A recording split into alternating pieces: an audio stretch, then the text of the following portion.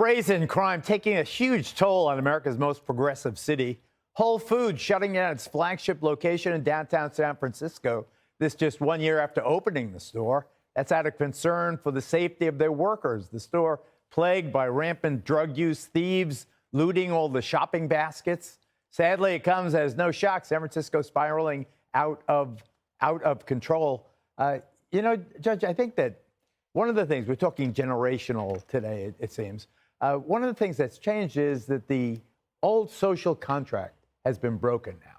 You would never see brazen thieves in previous years where it's shameless going in, 5, 10, 15 of them, roughing up innocent storekeepers, but stealing stuff in a way. I mean, there was always shoplifting and this and that, but the fact that they just reject the rules utterly of civilization. I think the operative word was shame. And it's shameful. They have no shame. They have no dignity. They have no shame. They're not worried about it. There's a sense of entitlement. That work ethic that we had in a generation before, or whatever one you want to attribute to, is gone. I'm entitled, and you got to pay me.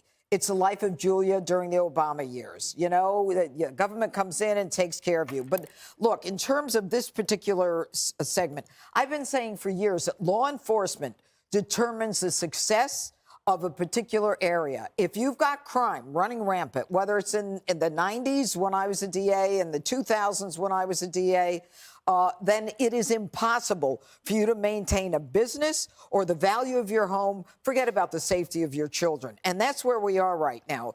And most people were like-minded. Most people believe that we did, but everything is upside down. It's like this evil is spreading across the country. And it's like this, social justice, this woke warriors, The bottom line is people are being shot, stabbed, beaten, brutalized. Thieves are taking whatever they want, and nobody's doing anything about it. And that's why this store, the Whole Foods in San Francisco, is closing. If they were too stupid to figure that out and they opened a year ago, well, shame on them. And they even sold the baskets, by the way. They're stealing the baskets from the store.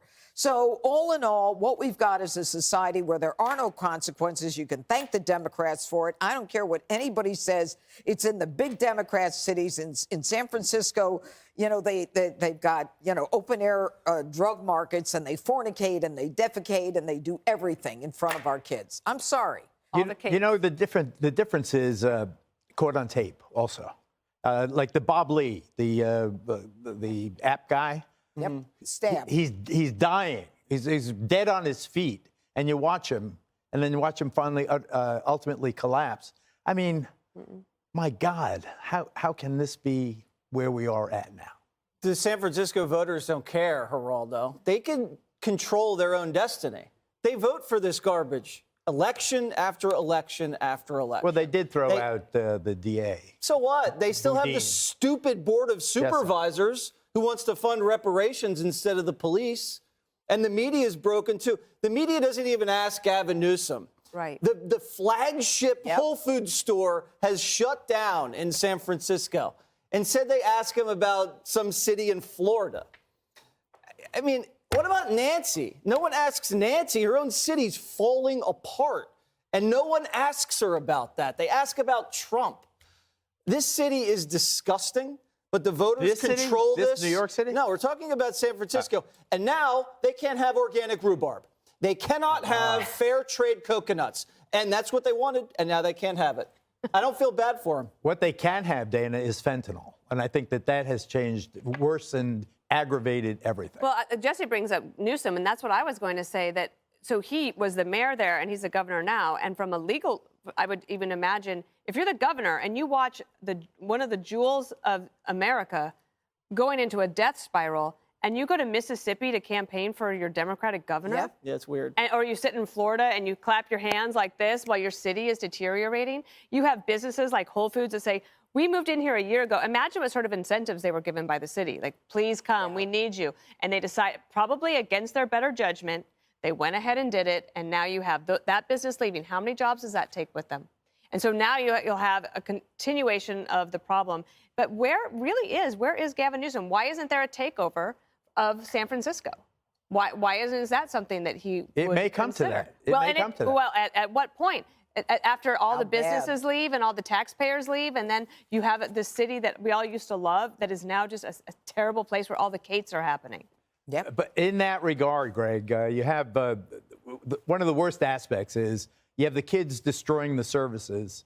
Their moms and dads now are the ones deprived. They're the ones who have to, exert extra time and energy and money to do the necessaries. I look at Minneapolis. I mean, it's just once, or Baltimore. We covered Freddie Gray in 2015. The cities are losing their essence, and we're watching it happen.